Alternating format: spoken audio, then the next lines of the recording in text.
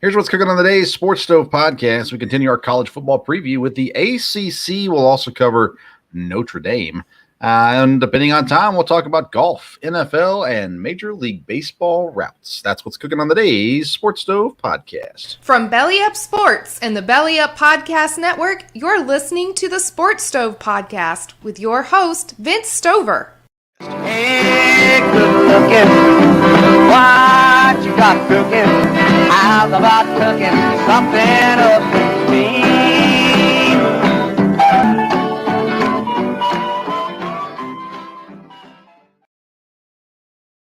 Welcome into today's Sports Stove podcast presented by In the Clutch. Go to intheclutch.com. You're going to find yourself officially licensed apparel for Major League Baseball, MLB, PA, the NFL, NHL, and so much more. Again, go to intheclutch.com to find your perfect t-shirt and then use the code SPORTSSTOVE. You'll get 10% off your first purchase. Intheclutch.com. Use the code SPORTSSTOVE for 10% off your purchase. Well, welcome into the program as we continue our college football preview with the ACC. And, of course, we'll also cover Notre Dame, even though they're a non-conference team. Welcome back to the show, my dad, Dale Stover. Dad, how you doing? Doing good. Always great to be here on the Sports Stove podcast. And I'd like to encourage our listeners to check out the local hour sometime. I do not live in the Richmond area, but I've been listening to it, and very, very interesting. I think any sports fan would enjoy it.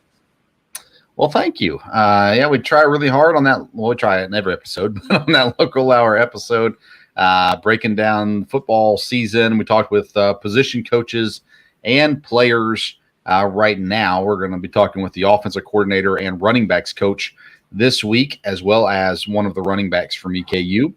I spent this afternoon with the basketball team. The men are practicing. They're going to be headed to the Bahamas next week. And so they've been getting some practices in. Got to go down and watch and hang out, chat with Coach A.W. Hamilton down there as well. And enjoying that time there. Wearing my EKU shirt today, maroon platoon shirt. So doing our best to support the university, even though there's been some questionable things here recently in this ball program. We'll cover that more in episodes to come down the road. Dad, we are basically there now, right? I mean, we're talking about, I think, August 1st, most mini camps open for college football teams, where it gets back to the nitty gritty and kind of final prep work going into the season. And so college football is fast approaching. Has there been anything that's happened, I don't know, over the last couple of weeks that have kind of turned your attention to college football at all? Anything that stuck out to you, anything like that? Well, of course, had the SEC media days, and that always provides a lot of excitement. So, gets heading in that direction once it gets there and everybody talking about things. So, and there's been a lot of talk about in the off season here about the NIL stuff and, of course, transfer portal and all that, but it's getting ready to take shape now. Still hear a lot about recruiting coming up here in the next class. And but like I said, it all starts for real here with practice and heading toward the opening games and probably more emphasis just on the football. Yeah, there was a report came out this week of 18 violations against the Tennessee ball program.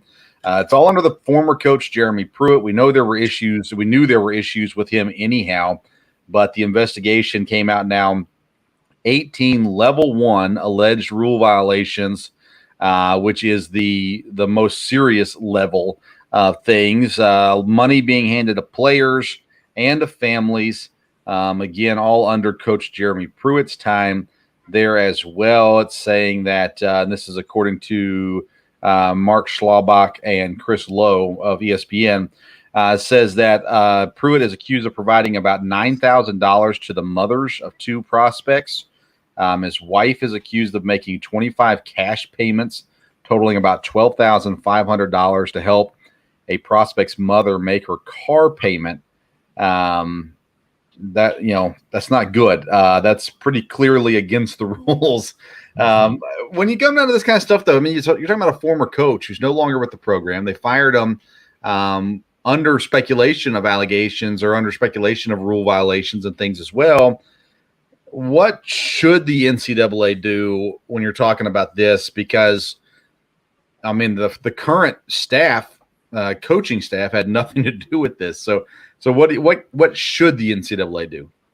Well, I wouldn't think they would need to do a lot of real serious stuff, just because it did happen under another coach, and Tennessee's had a new coach now, and I'm sure they've kept an eye on the program.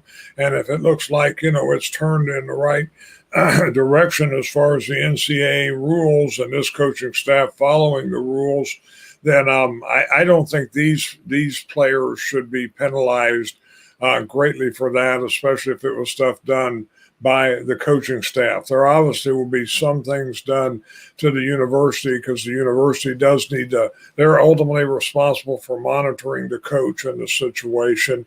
But I would like to hope that it wouldn't be too serious on Tennessee in this situation. Yeah, Pruitt is, I believe, currently a defensive assistant in the NFL with the Giants.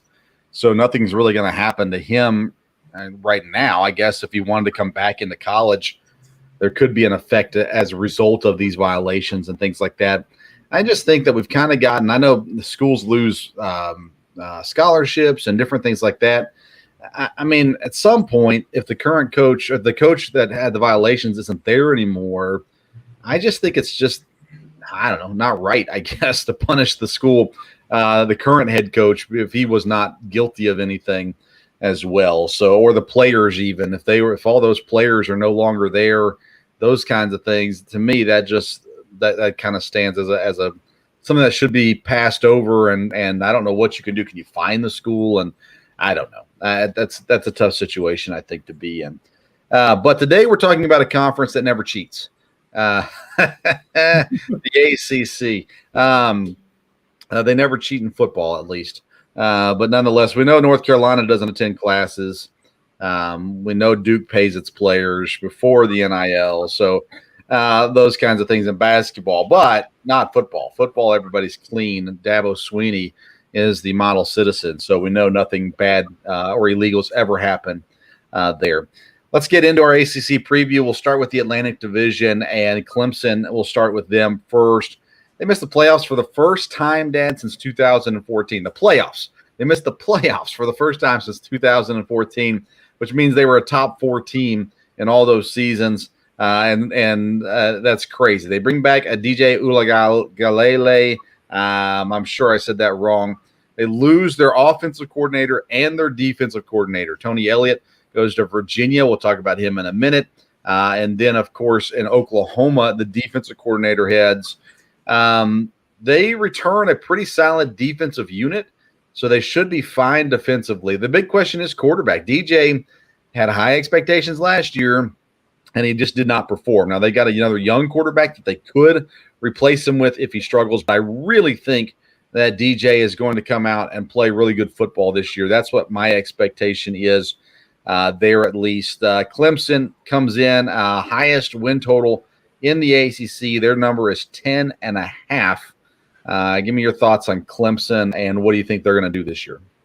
Well, I think Clemson will rebound. I don't believe there'll be any doubt about that. And it will be interesting because, again, I think Dabo Swinney is a good coach, but losing both his coordinators, and he's been a guy that's been able to keep his staff with him for quite a while. But again, I think, as you have a staff that's good, they are going to make moves into head coaching. And I would think, like you said, the quarterback's important. I did read a little bit, and the young quarterback they got has great potential. Hopefully the guy that was there last year can rebound and do really well. But if not, I think they've got people in place. They weren't the top recruiting class, but Clemson always recruits well, and they've recruited well the last few years. So I'm sure they have a lot of sophomores and juniors there that are, in good shape. So I would think, again, I don't think it's a super strong football conference. So I think Clemson should be back at the top of the conference. Over 10.5? Yes, I think so. I think they could win 11 games, if not 10 or 11, right in there. Yeah. I go over. They promoted within coordinators, so they didn't bring anybody from the outside. I think sometimes when you're as good as they've been for so long with those same coordinators, I think shaking it up sometimes is a good thing, and they didn't have to shake it up other than the fact that they got other jobs. They weren't firing people or anything like that. It all lies on the quarterback situation at Clemson. I think, like I said, even throw me in the category of DJ for Heisman, dark horse Heisman candidate. I think he comes out and has a great year. I think Clemson comes back. Again, relatively easy schedule when you're talking about the conference. NC State's better. Wake Forest is fine. But, at the end of the day, the ACC isn't a strong conference, and I think Clemson is clearly at the top. I've got them over 10.5 as well, and I think that their biggest game on the schedule, the most important game on the schedule, you could argue is NC State, but I think it's Notre Dame. I think they got to win that game to make it a year worth remembering, right? So that's the game I've got down as the game to watch for Clemson. How about yourself? I have the NC State game. I think I agree with you a lot about Notre Dame, but NC State is the team that is making a move in the conference and is pushing, and that's one that I think Clemson, to dominate in the conference, that's a game they need to win. Yeah, the way I look at it with that is I think, and I guess I'm kind of getting ahead of myself, but I think the Clemson game is the most important North Carolina State game. I don't think NC State's quite there yet for Clemson to have to worry about them that much. I mean, they're going to have to beat them. There's no doubt about it, but I just don't think that game is as crucial. I guess I see that as more of a give-me win for Clemson than I do Notre Dame, even though we'll talk about Notre Dame later. Notre Dame's not as good as they've been in the past either. So I don't know. I guess either way, they do have to win the NC State game, and there's no doubt about it. Let's move to NC State. They have high expectations. 9-3 last year, returning their quarterback Devin Leary, who threw for 35 touchdowns and only 5 interceptions last year. They have a solid defense. The area of need for them is the run game. They've got to get better running the football to have a chance to overtake Clemson as the best team in the conference. And I know Clemson didn't win the ACC last year. We'll talk about Wake Forest in a minute. But I think that NC State is the team that is closest to Clemson right now in the ACC. Their win total is low. I got it at 8.5. Was a little surprised by that. I clearly took the over on that one. What are your thoughts on NC State? Yeah, I would agree. I took the over on that one. I think they'll do much better. And again, I don't think they'll necessarily win the conference, but I think they are improved. And I think they can be one of the teams. And I think teams that play them, again, they may not surprise people this year, but it's a team you got to be ready for.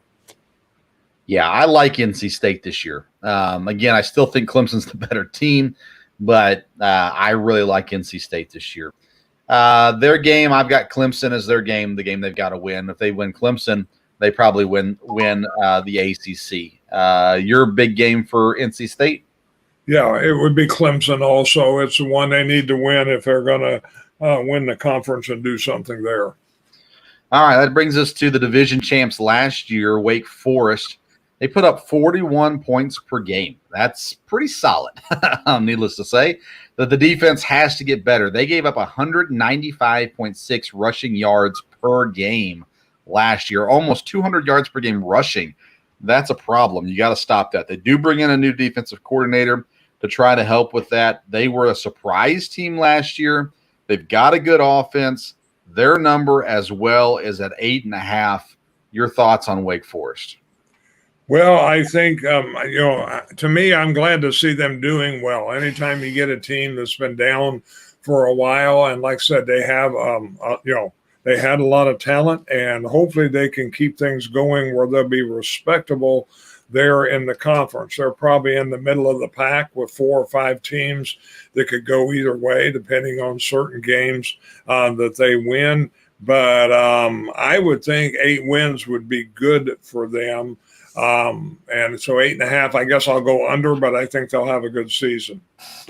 Yeah, I went under also. I'm not all in on Wake Forest, even though they won the division last year.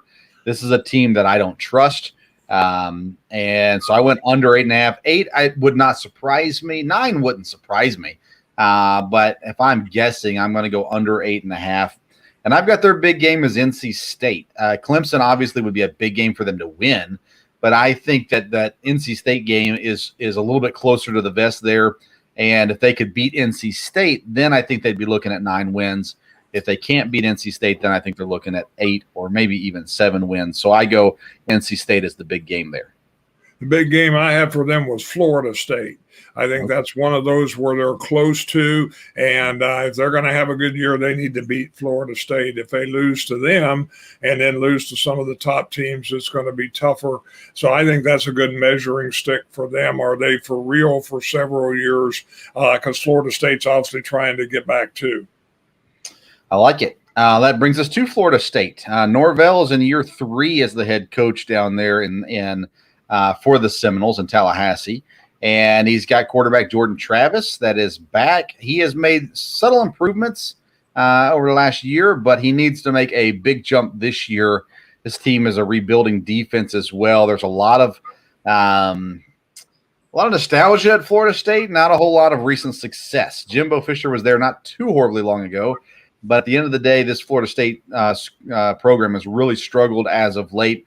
I like Norvell. I think they're headed the right direction. Their win total is at 7 wins this year. What do you think about Florida State? I think 7 wins. If they can get 7 wins, they'll be doing well.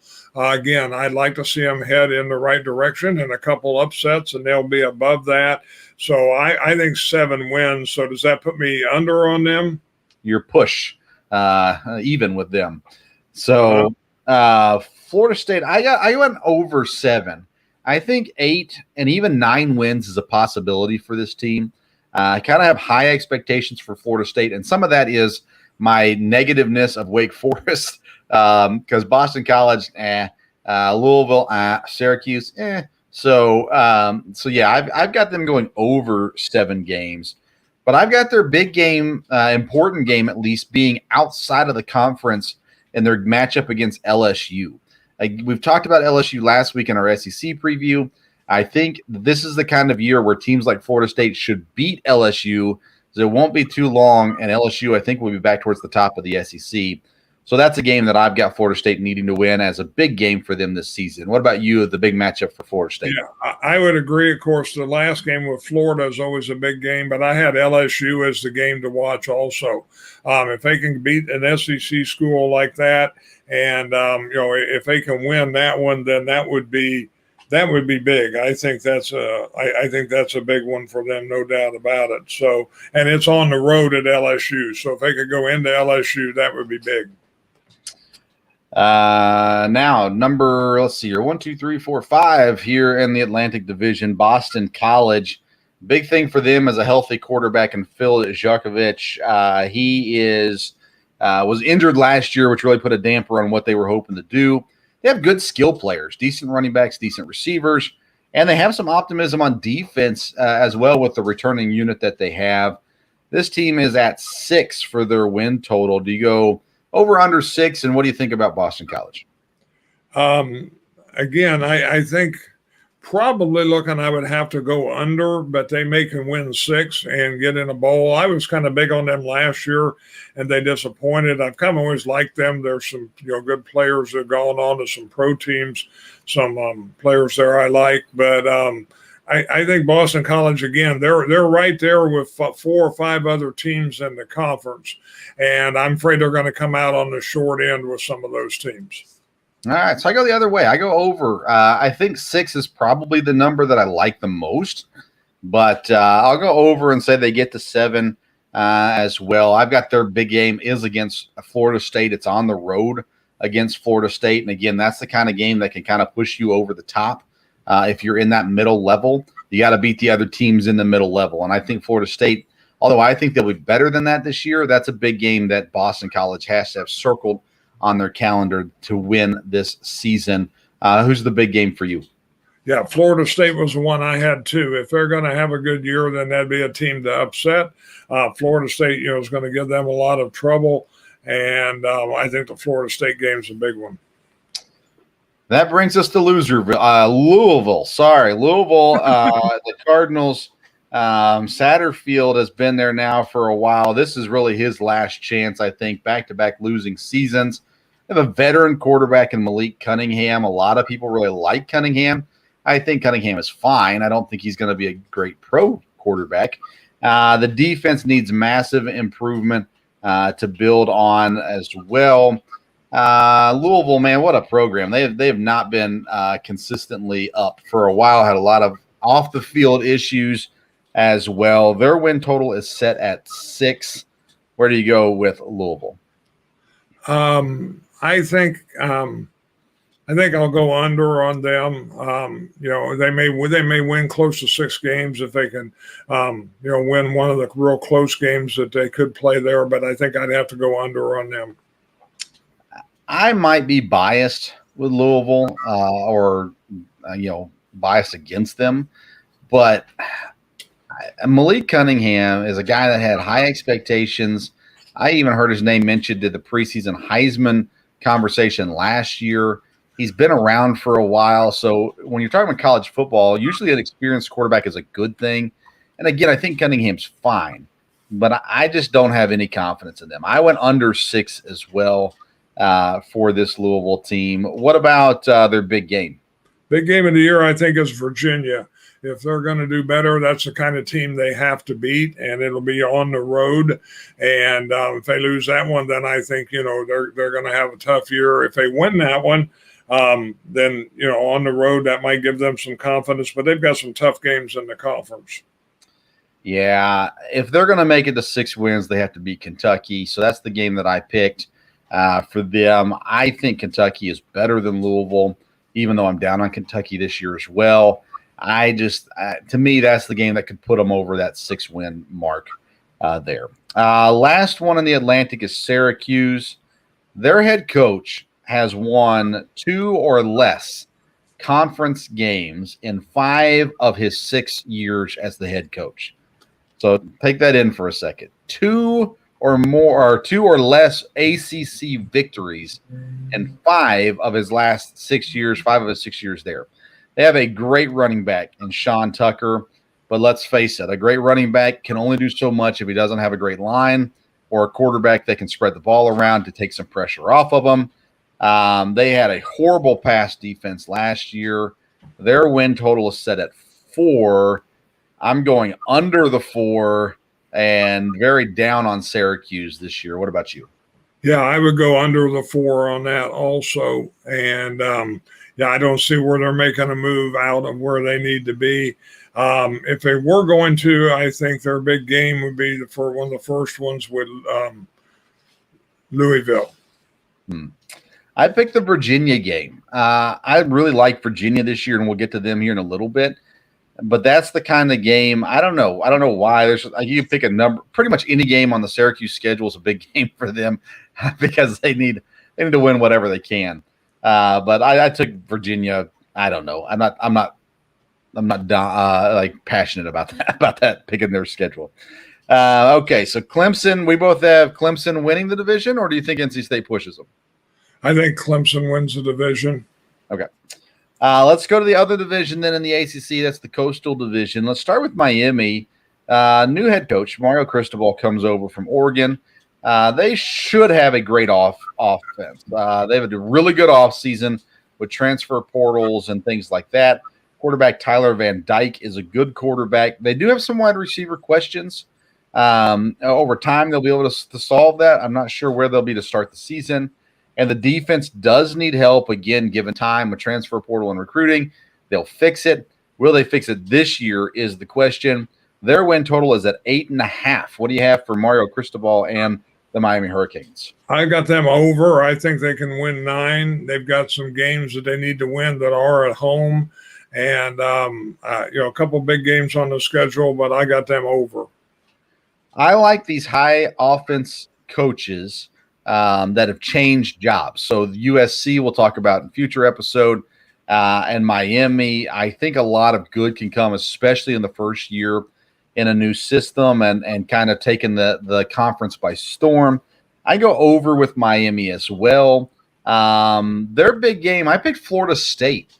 In the state, again, Florida State I think is on the rise. So that's the game that I picked. I think that one's an important one for Miami. The game I have is the Texas A&M game. I think that's big. Again, if they were going to have a special season, then all of a sudden things would really turn around. That's early in the year, give a lot of confidence. And if they get, really beat bad by Texas A&M, that could have a negative effect too. So I think that A&M game's a big game. Yeah, the way I look at it, Miami, I don't see them as national contenders yet.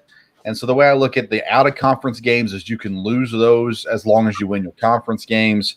So that's why I went in-conference versus out-of-conference with that team. But I see what you're saying as well. Let's move on to Pitt. They lose their quarterback to the NFL and Pickett. They return all 5 of their starting offensive linemen from last year. They've got good running backs. They bring in Kedon Slovis, quarterback transfer. So they're hoping that he'll come in and be good. They have a kind of tough non-conference schedule this year as well. They're also at 8.5 wins. And I'm worried about Pitt because I think when you lose a first-round quarterback to the NFL and you're not a Georgia or Alabama, who's not statistically known for having great quarterbacks necessarily, I question, can you replace them in one season? And they bring in a transfer. I'm not sure that I'm sold on Slovis. What are your thoughts on Pitt? I think that 8.5, I'll go under on them. Again, they had a good year and they may be improving, but looking at their schedule, they've got a lot of tough games, and I'm going to go under 8.5. Like I said, they lost their quarterback, and that's where I'll go on them. And their big game, I think, will be Miami. If they were going to make them, if they're going to have a really big year, then that'd be a big game for both those teams, a turning point, I think. 100% with you. Miami for sure is a massive game for them. I went over with Pitt, and I'm sitting here looking at it right now going, why? Why did I go over Pitt? I'm not sure. I'll stick with it. 9 wins is doable, so I'll stick with the over, but Pitt would scare me this year. If I was a Pitt fan, I'd probably be a little concerned.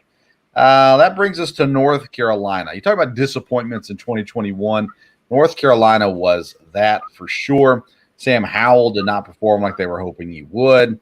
But they do have a quarterback battle this year, trying to figure out who's going to be their quarterback.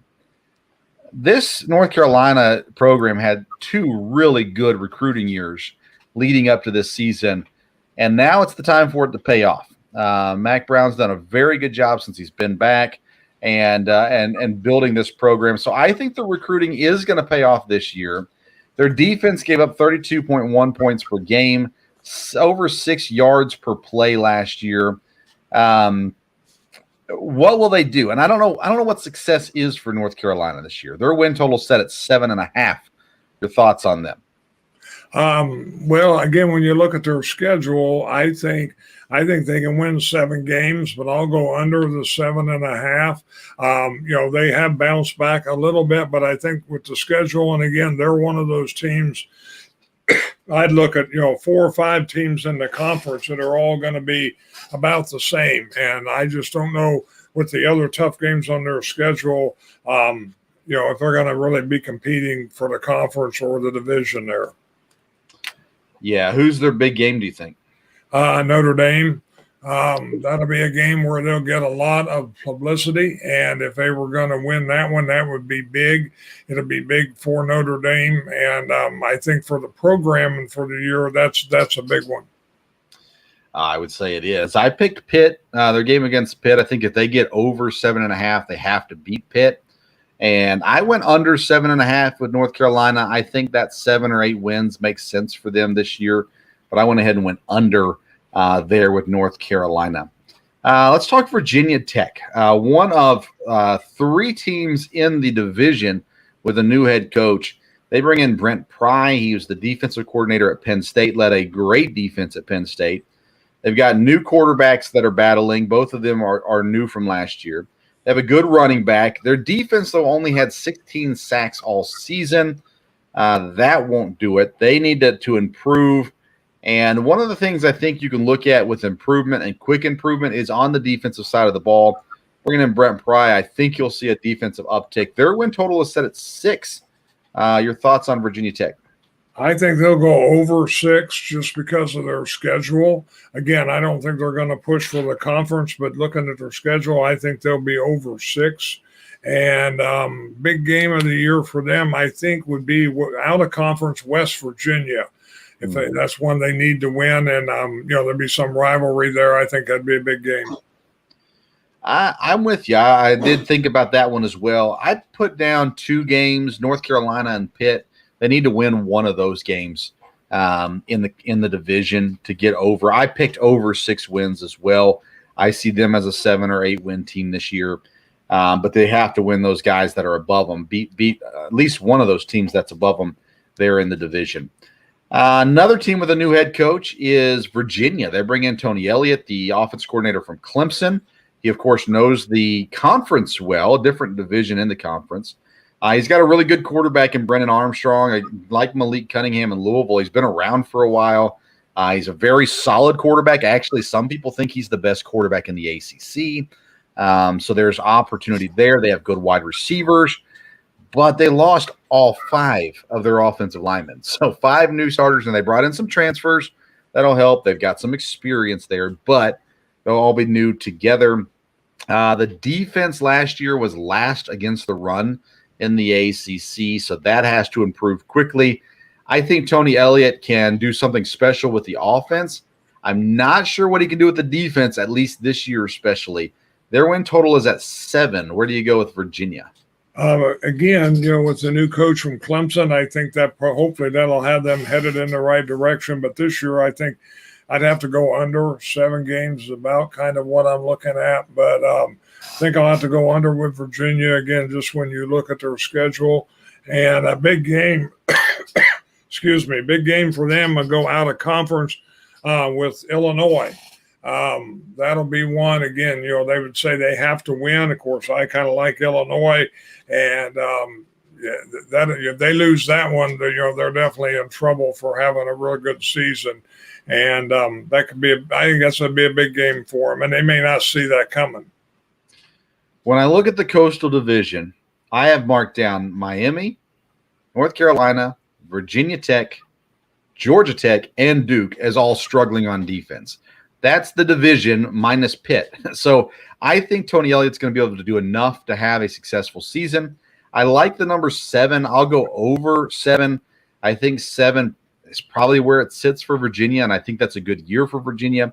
But that's where I've got them over 7. I've got the big game against North Carolina. Again, I think North Carolina is going to be in that same general area, and but with defensive issues and things like that, if you can beat a North Carolina or a Pitt in your division, that's going to help you moving forward. So I picked North Carolina there. I looked at that Illinois game, though, as well, but decided to go a different direction. Let's go Georgia Tech. Jeff Collins, make-or-break season for him as head coach. His non-conference schedule is Georgia, Ole Miss, and UCF. They've got an okay running back. They've got a horrible defense. This team does not look good. 3.5 is their win total. I go under 3.5 for Georgia Tech. What about you on Georgia Tech? Yeah, I go under on that. Looks like they're in trouble from there. So I would go under 3.5. And big game for them if they was gonna surprise anybody. And again, maybe where this team wouldn't be ready for them. Being interesting would be the Ole Miss game. We talk about Ole Miss in the SEC. They could do very, very well. But if Georgia Tech was going to surprise anybody, to me, that could be a possibility, and they could get drubbed by Ole Miss. I would be shocked if they beat Ole Miss, but hey, maybe they do. My game is Virginia. Again, I think Virginia's better than them, but it's kind of when you're looking in division, teams you got to beat. They got to beat Duke because Duke's right there with them. But I picked Virginia for that game. I felt like there wasn't any game on Georgia Tech's schedule that I go, yeah, that's one I'm going to tune in for. So needless to say, not looking good, I don't think, for Georgia Tech.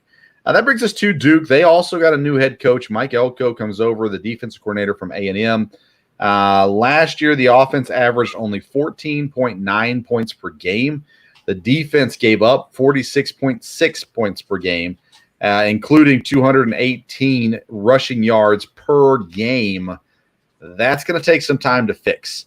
And even though he is a defensive-minded coach, it's not going to be a fast fix at Duke. Their numbers at 3.5 also. I actually like what Duke is doing, but I think it's going to take time. So I'm going to go under for Duke. And then I'm going to say their big game is on the road against Boston College, their cross-division game this year in the ACC. What's your thoughts on the Blue Devils? Well, looking at their schedule, I really think they can go over. I don't think they'll have a great team, but they're playing teams that they can beat. And so I think they could get 4 wins. And in order to get that, one of the big games will be their Big Ten game with Northwestern. They can beat Northwestern. They've got some other teams they have a good shot at beating, and I think that could give them at least 4 wins. All right. Who do you have winning the Coastal Division? Miami. I'm with you. I think Pitt could surprise some people, but I have more confidence in Mario Cristobal than I do Caden Slovis. So I'll go with Miami in the division as well. Let's go ahead and give our tiers for the ACC. Again, we've got 4 tiers. Tier number 1 is the national championship tier, teams that we think could push for a national championship. Then it's our conference champion tier, teams that maybe aren't national champs but could push for the conference. And then our not this year tier, which is teams that are on the rise and at the very least not the Pitts this year. The bottom of the barrel. When I say Pitts, I don't mean University of Pittsburgh. And then our last tier is the Vanderbilt tier, which basically means no hope at all. So who are your national champions, or who do you have in the tier for national champs? Well, I think Clemson is a team that would have a shot at it, and I think with their schedule, they could end up, ranked pretty high. And so Clemson, that's the only one I think that's a national champion contender. Okay, well, I had 2 teams in that tier, Clemson and NC State. Again, I really like what NC State's doing this year, and I think that they could have a run and surprise some people and be at that. If they win the ACC, could have a shot to be in the playoffs as well, because I think if they win the ACC, they're a 1-loss, possibly 2-loss team, which would probably kick them out of the playoffs. But I think that they have a shot at the very least, although I like Clemson more. How many teams do you have in your conference championship tier? I have 4. I have NC State, Miami, Pitt, and Wake.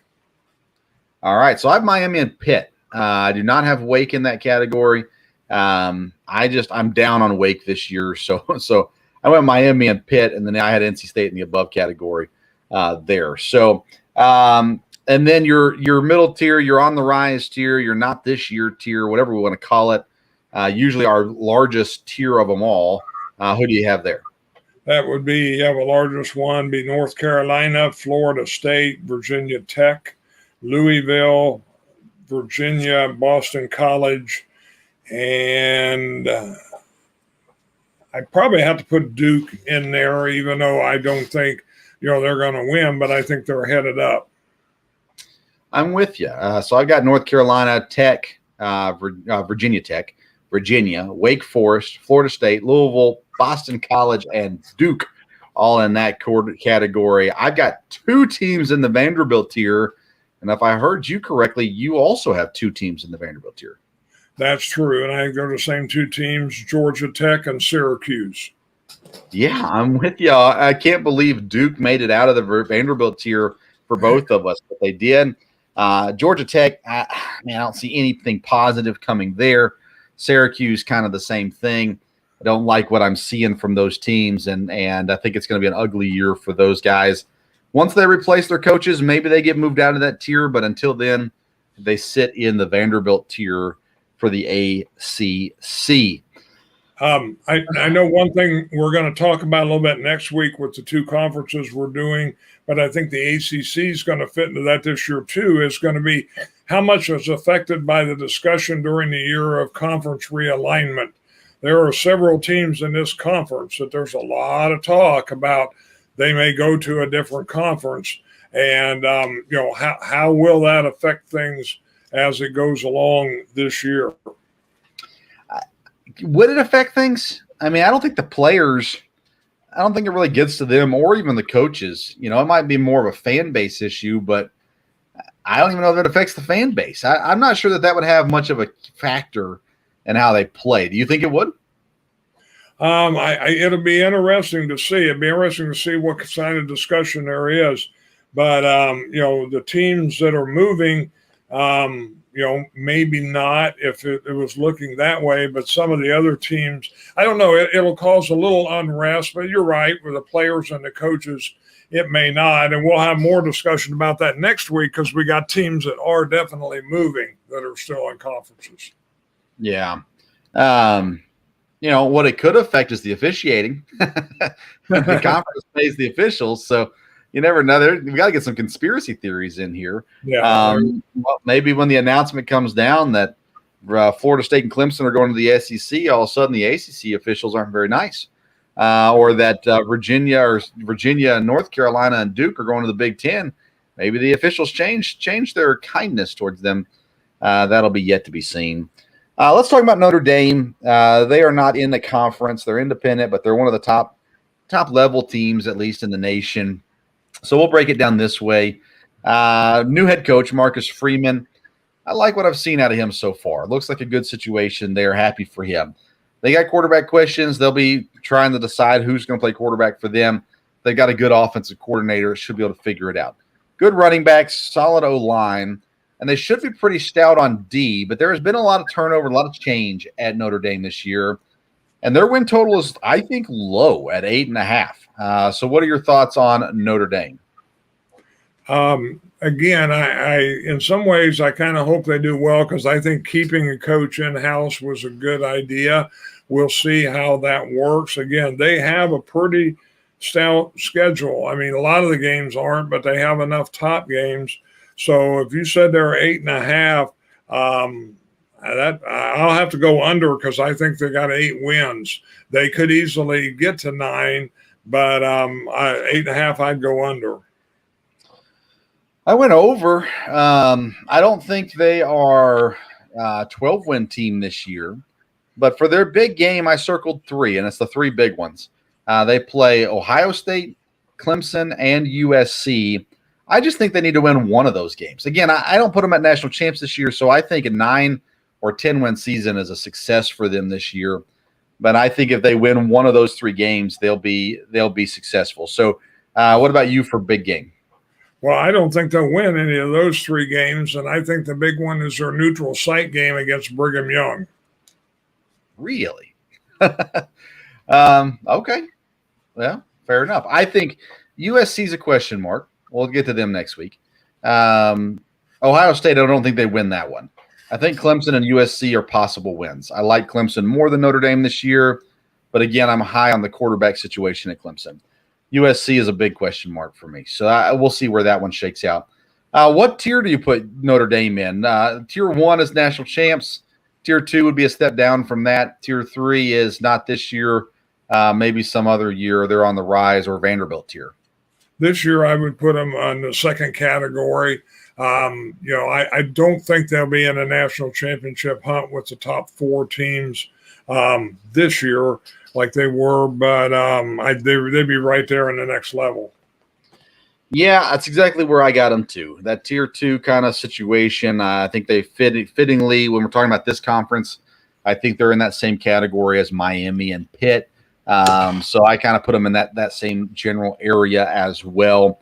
I think they could have a surprisingly good year. I think the team really likes the hire of the new coach. Marcus Freeman has the support. I don't know that Brian Kelly had the love from the players the way that Freeman does. So they might be completely bought into what he's doing. They should have the talent. They're a school that's recruited well. So, it'll be interesting to see how it all shakes out. Could Notre Dame be a national champion contender? I wouldn't be totally surprised by it, but I think they're at that next level down, and then give Freeman some time to build. He'll be right back there to win 10 wins because Brian Kelly, there's one thing Brian Kelly did. He won double-digit games, it seems like, every single year, even though he could never win the playoffs. But nonetheless, Fighting Irish will be summoning that Rudy spirit this year to do their best to win some games. As an independent. We'll ask the question again, Dad. When does Notre Dame join a conference, and which conference do they join? Again, they probably won't join now until after the year. It depends. I would think once the game starts that there wouldn't be a lot of movement of joining conferences during the season, or at least early in the season. I still think the place that fits best for them is the Big Ten. Yeah, I think they fit anywhere, but I think it makes the most sense with just the other schools and everything there. The Big Ten makes the most sense for them as well. Okay, a couple other topics I want to get to before we close out. I want to talk a little bit about golf. The LIV Tour has hired Flaherty away from PGA. He comes over, puts a name on a broadcast. They broadcast on YouTube still, as far as I know. They're trying to get a TV deal worked out. But now they bring in Flaherty, which is it's a pretty big get for the LIV Tour, isn't it? I'm sorry? Isn't that a pretty big get for the LIV Tour to get Flaherty? Yeah. Yes, it was. But like you said, I think now the gate is wide open. You know, they've gotten a lot of people. I think they're going to continue to get some more. But Flaherty, yeah, that's a big name as far as announcing is concerned. I don't know that it would draw a lot of people just to listen to it, but it gives them a lot of credibility, I think. And I think that was definitely a big deal. Yeah, it makes it a legitimate broadcast with a guy like that on there. And then Dan Patrick keeps talking that Charles Barkley is the next guy on their list that they want to get. And whether or not they can get him and he can keep doing what he's doing at TNT or not is the big question mark. Money's not an issue at all with the LIV Tour. Charles Barkley, would he draw eyes to the broadcast if he's on the broadcast team? Yes, he would, because I think they would adapt to him where it would be, a little more, not, I don't know how to say it, not a serious golf. It'd be a little more entertainment value. I would think they would tailor something to fit his personality. I don't know that he is going to end up going, because I think it's going to depend on his sponsors and his other jobs. I don't know that he would leave to just do the LIV Tour, and depending on what his sponsors, will he still keep the same commercial value and stuff like that. I'm sure the money will be a lure. We will see. Who knows? He may sign up tomorrow, but it looks like there's some hesitancy, and he may use it to get better deals from where he's at. Yeah, maybe so. maybe so. Let's talk a little baseball. The Reds game the other night against Toronto was a complete embarrassment. I mean, complete embarrassment. They lose 28-5. This is not the first time this season that an outfielder lost the ball in the air. The ball goes flying over his head for an inside-the-park grand slam. They have another situation where a pop fly on the infield drops to the ground as three players could not communicate who was going to catch the ball.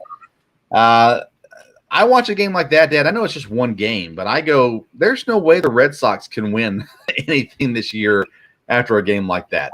Does one game matter? Do you see anything from that game and go, yeah, I count the Red Sox out? Or do you just go, at one game, really bad game, yes, but just one game? It definitely was an embarrassment. I think it's one game. I don't think they're going to win their division. But that probably hasn't been totally typical of their play all year. And Toronto's, since they've switched managers or got rid of their manager, definitely has started to rally a little bit there. And they obviously just got things rolling. But we've commented on several things in baseball this year where some teams and some players, just a real lack of concentration. It seems like, as far as on baseball and on the game. And that's definitely what happened here. Yeah, it's sad. Needless to say, sad. And I'm not a Red Sox fan. I felt really, really bad.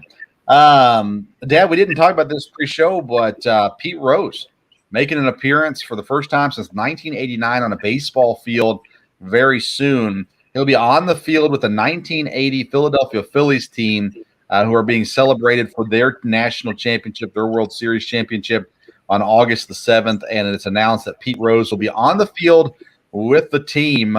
So let's talk about that. Pete Rose back in a baseball park, Major League Baseball park, Good, bad, doesn't matter.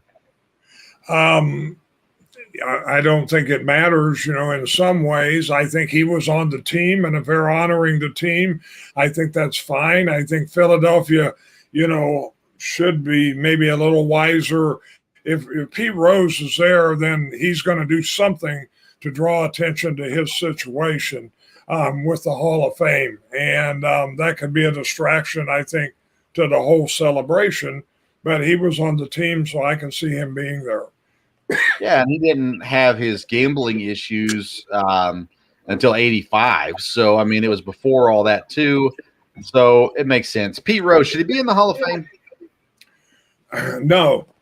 I think they made the decision, and I don't think there's a good reason to change that decision. I know you can look and say, well, look who else is in there and look what's happened. But I think with his situation and where they were at, I think it would be an awfully big thing to change now and to be able to put him in just because the way, he's been kept out. And I don't think he will get in. And I think the general feeling part of it, to me, a little bit of it is, some of his teammates at that time, I don't think they think he ought to get in. And, that's kind of a big thing, I think, with me. So, I mean, I think he, stats-wise, deserves to be in the Hall of Fame. The gambling had nothing to affect his playing, did not affect the outcome of any games. I think the lifetime ban was too serious, and I think that he deserves to be in the Hall of Fame. The question is will they wait till he's dead to finally let him in the Hall of Fame? And maybe that's what they end up doing at some point down the road. But I think he should be in. I also want to talk about this deal with Toronto. Unvaccinated players are not allowed to go into Canada. Most recently, Nolan Arenado and Paul Goldschmidt from St. Louis are not going to Toronto to play. Regular season, to me, not a big deal. But when you get to the playoffs, if you have to travel to Toronto and you got players that can't go, I mean, that seems like a pretty big deal, doesn't it? Yes, that'd be a real tough thing for the playoffs. It wouldn't be real playoffs, I don't think, if a team was in it and then they had players that couldn't go to play at certain games. I don't know if the situation will change before the playoffs. I don't know if there's anything baseball can do about that. I know it's fair if Toronto gets in for them to host a game if they deserve it. But when it comes to a playoff situation, I don't think that's fair to have players that can't go. If you were a player that was unvaccinated and you make it to the playoffs and Toronto, you're going to face Toronto, would you get vaccinated? Do you think that a player should get vaccinated so they can play, or do you think they should continue to not be vaccinated?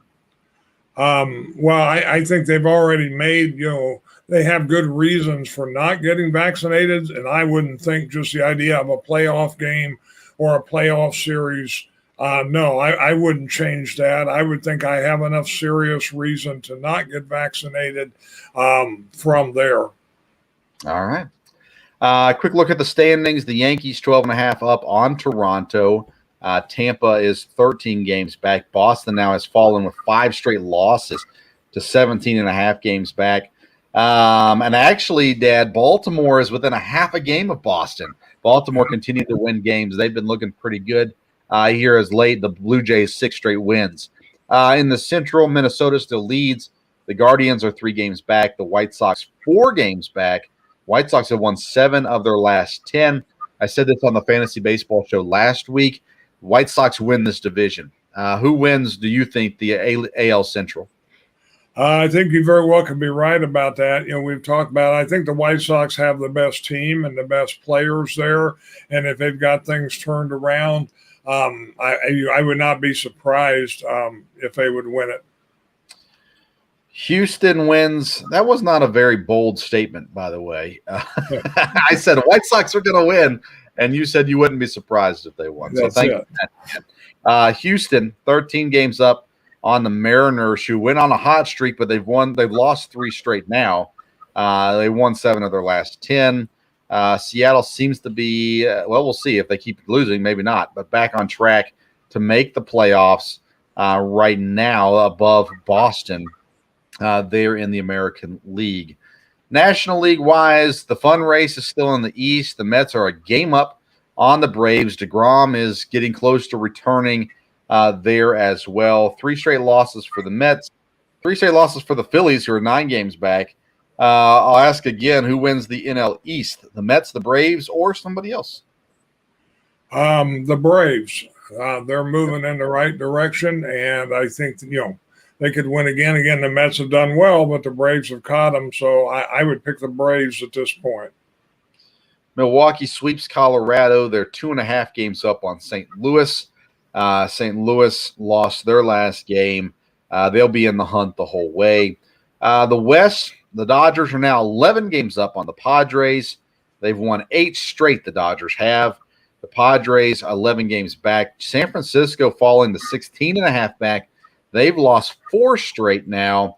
Kind of headed the wrong direction to the 49ers. Do the Giants make the playoffs? They have headed the wrong direction. I think there's enough time left that they can catch back up and maybe get in the wild card spot, but I don't know because Padres are playing real well too. And of course you got the Braves and the Mets that are going to be tough from the wild card thing also. So Giants are probably in trouble, but again, they're over 500, and if they can win, sweep a series or 2, they could get right back in it. But they had trouble when they played San Diego and have had trouble with the Dodgers here. Yeah, they'll be battling St. Louis or Milwaukee for that wild card spot right now. As the moment, at least, the Padres are clearly above them, and so are the Braves and the Mets as well. All right, we're winding through. We got the trade deadline coming up for Major League Baseball. We'll see if anything fun happens there with Juan Soto or anybody else, and we'll keep our eye on all other sports news as well. Dad, anything else you want to talk about before we sign off today? No, again, about my White Sox comment, basically, I'm just not enough of a mainstream sports media guy to be able to be dogmatic with who's going to win. And then when I'm wrong, act like I never said that and don't remember that. So I try to be a little more honest about how I think. One thing we do need to mention on a little bit more of a serious note, Texans rookie wide receiver John Mechie diagnosed with a form of leukemia that is normally easily treated and a success with as well, but it looks like he'll miss the whole season this year. At the end of the day, the Texans weren't going to be a great team, so it doesn't affect the Texans, I guess, a ton, but hate to hear that for John Mechie, and hope that everything goes smoothly with his treatments and recovery and everything from there as well. All right, that's it for today's show. Make sure you go to intheclutch.com. Use the code SPORTSSTOVE. Get 10% off your purchase of any shirt that you buy. Follow us on Instagram and Twitter at SportsStove. Tune in Tuesday night for a live local hour episode, or catch the podcast wherever you get your podcasts on Wednesday morning. Thanks for tuning into today's Sports Stove podcast. And until next time, we'll see you around the Sports Stove.